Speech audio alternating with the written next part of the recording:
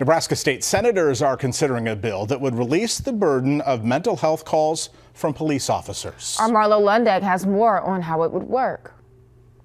Right now, under Nebraska law, if someone is facing a mental health crisis and is considered a danger to themselves or others, the only people who can place them in emergency protective custody are police officers. It is a major concern that having a police officer arrive at an already stressful situation, handcuff and place the individual in a secure vehicle, and then transport that individual to a medical facility or jail could create an even more traumatic situation for that person. LB 668, introduced by Senator Raymond Aguilar, would change that.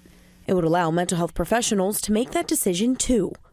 Law enforcement officers are not mental health professionals, yet they're put in a position to act as one.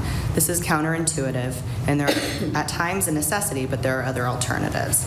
The bill was created with the help of officials from the city of Omaha and the Omaha Police Department. Lindsay Kroll is the department's mental health coordinator.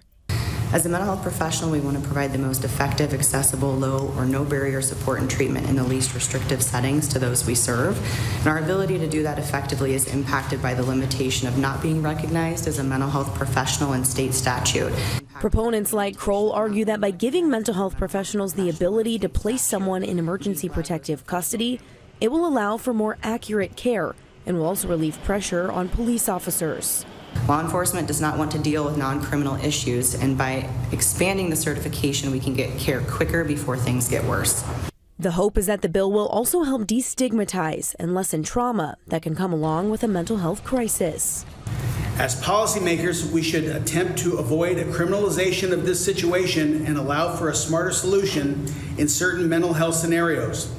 On your site in Omaha, Marlo Lundeck, 6 News.